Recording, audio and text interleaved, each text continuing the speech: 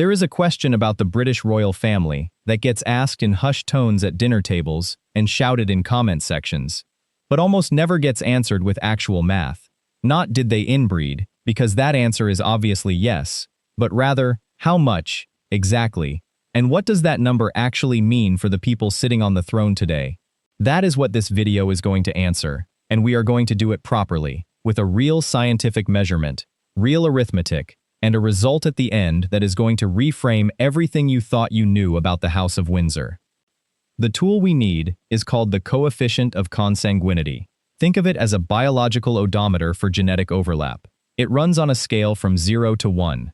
0 means two parents share no traceable common ancestry whatsoever, complete genetic strangers. 1 would represent total genetic self-duplication, which is biologically impossible for any human being to achieve because it would require, in the most literal sense, having a child with yourself. So the real-world scale has a hard ceiling, well below 1. To give you 2 anchor points, if 2 full siblings produced a child together, something illegal in almost every country on Earth, that child would carry a consanguinity coefficient of around 0.25, or 25%. At the opposite end, 2 completely unrelated individuals produce a child sitting at 0%. Everything we are going to calculate today lives somewhere between those 2 extremes. By the time we finish this video, we will have a precise percentage for King Charles III, and the path to that number runs through 4 generations of carefully documented marriages, a few surprising dynasties, and 1 genealogical complication that quietly undoes everything that looked like progress. The first thing to understand about royal inbreeding is that it was never random or accidental. It was a deliberate architectural choice, built into the foundations of European statecraft. For roughly 1,000 years, the accepted framework governing who a monarch could marry was essentially a closed system. A king's bride, or a queen's consort, was required by social expectation, and often by political necessity, to come from royal or at minimum high aristocratic lineage. This was not about snobbery for its own sake. Marriage between ruling houses was the primary diplomatic mechanism of pre-modern Europe. An alliance sealed by a union between 2 royal bloodlines carried legal weight, territorial implications, and legitimacy that no treaty alone could replicate. The consequence of this system, compounding quietly across centuries, was that the pool of eligible partners for any given monarch was extraordinarily small and growing smaller with each generation. By the 18th century, the major royal houses of Europe, the Habsburgs, the Bourbons, the Hohenzollerns, the Romanovs, the Saxe-Coburg-Gothas, had become so interwoven through marriage that tracing a clean line between any 2 of them was nearly impossible. They were less a collection of separate families and more a single extended kinship network, with different surnames and different thrones. Queen Victoria, who will function as the gravitational center of everything we calculate today, is perhaps the clearest embodiment of this reality. Her children and grandchildren dispersed across the royal courts of Britain, Germany, Russia, Greece, and Denmark, and then those grandchildren began marrying each other. Victoria did not merely reign over the British Empire, she became the genealogical hub through which almost every subsequent connection in the Windsor family tree runs. And that fact will return with full force when we reach the most complicated part of this calculation. Now, the consanguinity coefficient does not simply record a snapshot of 1 generation, it accumulates. A first cousin marriage produces offspring with a coefficient of approximately 6.25%. If that child then also marries a first cousin, their offspring's coefficient does not simply add another 6.25% on top. It compounds, climbing to somewhere between 10 and 11%, depending on whether those cousins share additional overlapping ancestry.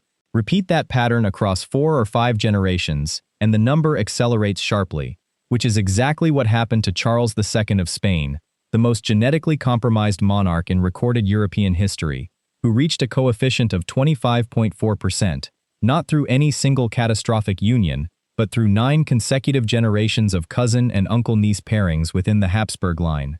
The British royal family never approached that territory, but as we will see, they came closer than the official narrative tends to suggest. To trace the Windsor line accurately, we need a starting point where a measurable coefficient first appears, and that starting point is King Edward VII. Born in 1841, the son of Queen Victoria, and Prince Albert of Saxe-Coburg and Gotha. Victoria's own ancestry shows no significant internal inbreeding, so we treat her individual coefficient as effectively 0.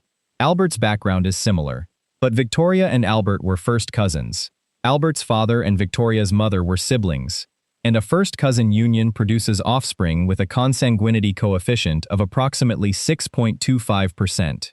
Edward VII therefore enters our calculation, carrying that figure as his baseline. Edward VII was a genuinely extraordinary figure in ways that have nothing to do with genetics. He waited 59 years to ascend to the throne because his mother, Queen Victoria, reigned until 1901 and largely kept him at arm's length from the actual business of governing, apparently skeptical of his judgment. A skepticism that, given his lifestyle, was not entirely unfounded. Court records and contemporary accounts describe a man who approached excess with considerable enthusiasm. Dinners stretching across a dozen courses, a daily relationship with alcohol that alarmed even his closest associates, and a social circle that extended from theater performers to future prime ministers. He also fathered at least one illegitimate child of historical significance, a detail that surfaces unexpectedly in later parts of this family tree. Whatever his personal habits, Edward VII's marriage choice functions in our calculation as a partial corrective to his 6.25% baseline. In 1863, Edward married Princess Alexandra of Denmark. Alexandra's parents were second cousins. Their great-grandmothers were sisters, which gives Alexandra herself a consanguinity coefficient of approximately 1.6%, an almost negligible figure. Crucially, Edward and Alexandra were so distantly related to one another that their shared ancestry contributes essentially 0 to any relationship coefficient between them. When two parents are unrelated to each other, the child's coefficient is calculated by averaging the individual coefficients of the parents, rather than by adding a relationship premium on top. The average of Edward's 6.25% and Alexandra's 1.6% produces a figure of approximately 3.9% for their children. Their son, who would reign as King George V, therefore inherits a coefficient of roughly 4%. The trajectory, at this early stage, looks almost encouraging. George V presents a fascinating contrast to his father in temperament and character. Where Edward VII was expansive, George was controlled to the point of emotional rigidity. His biographers have noted that his written correspondence with his own children reads less like letters from a parent and more like dispatches from a commanding officer, formal, brief, and largely devoid of warmth. His eldest son, Edward, who would briefly reign as Edward VIII before abdicating in 1936, exhibited instabilities that historians have debated for decades. It is worth noting explicitly that at roughly 4%, George V's consanguinity coefficient is not in a range associated with significant genetic consequence. Whatever difficulties his son experienced, they trace to biography and circumstance rather than genetics. But the coefficient is about to receive an unexpected nudge upward. George V married Princess Victoria Mary of Teck in 1893, known to history as Queen Mary. On the surface, this appears straightforward. Mary was born and raised in England, perceived broadly as a domestic aristocratic match rather than a deep dive back into the European royal gene pool. The reality requires a closer look. Mary's mother, Princess Mary Adelaide of Cambridge, was a granddaughter of King George III, making her a first cousin to Queen Victoria. That relationship makes Mary of Teck a first cousin once removed to Victoria herself and a second cousin to Edward VII, her own future father-in-law. By extension, George V and Mary of Teck were second cousins once removed to each other, generating a relationship coefficient between them of approximately 1.6%. Factoring in Mary's individual coefficient, her parents were not closely related, though her father's Austrian lineage introduces a marginal figure. We assign her approximately 2.5%. The children of George V and Mary of Teck therefore inherit an averaged parental coefficient of roughly 3.25%, plus a small increment from their parents' relationship, landing the next generation at approximately 4%. This includes both Edward, Prince of Wales, later Edward VIII, later still the Duke of Windsor, and Prince Albert, Duke of York, who would become King George VI. Both carry a coefficient of roughly 4%, nearly identical to their fathers. The line is holding steady. It appears self-correcting. That impression is about to become very important, because the next marriage is the one that genuinely breaks the pattern downward, and the one after it is the one that quietly breaks it back up. George VI married Lady Elizabeth Bowes-Lyon in 1923.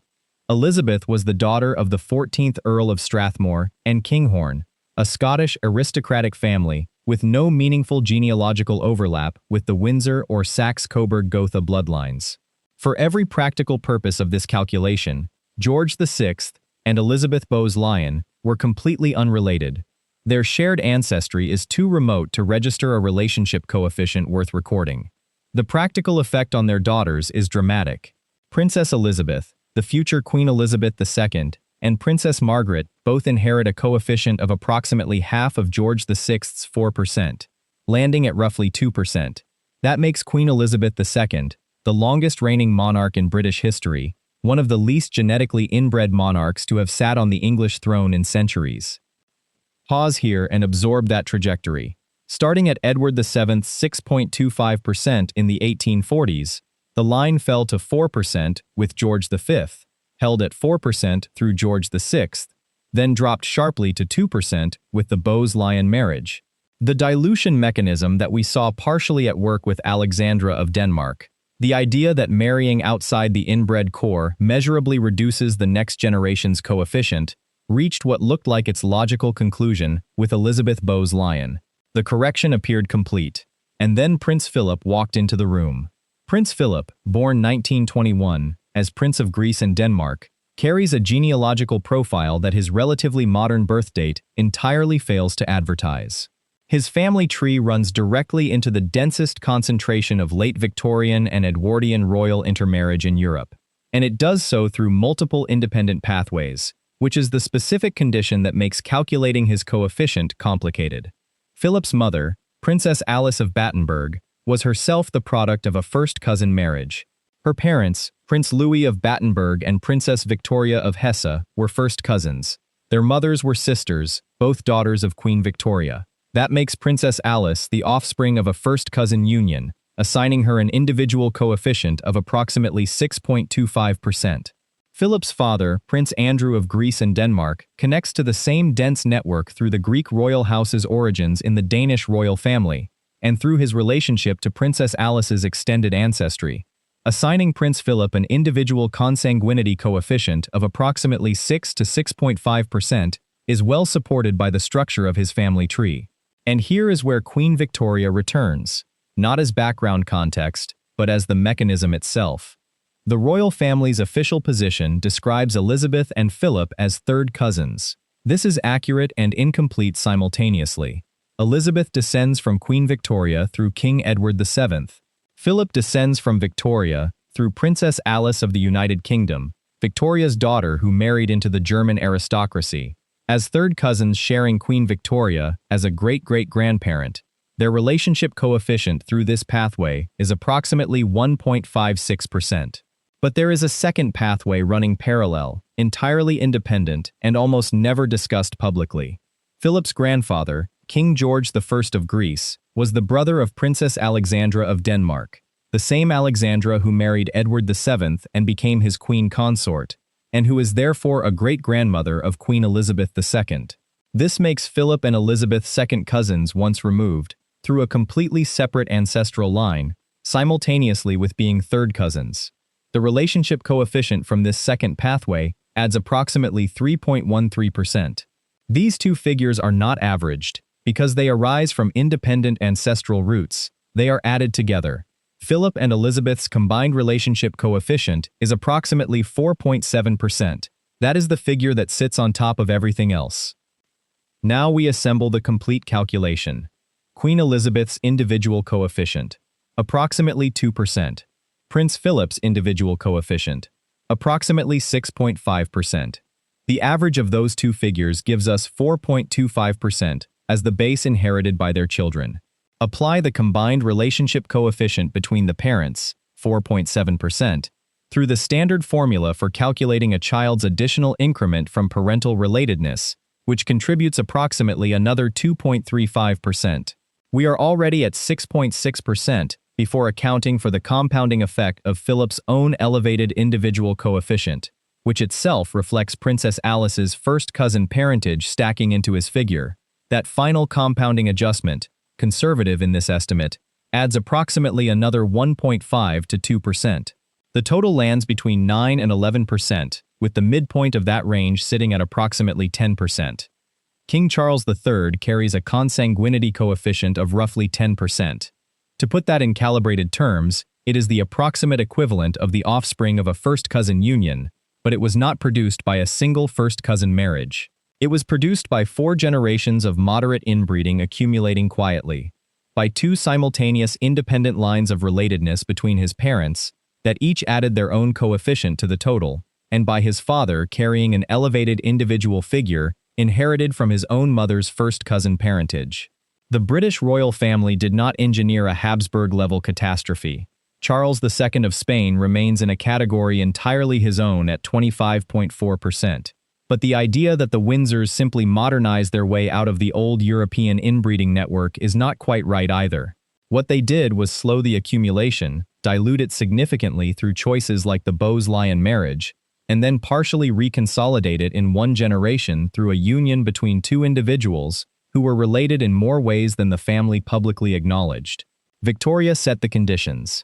Philip and Elizabeth, through no particular fault of their own, activated them. If you want to see more, click the video on screen now.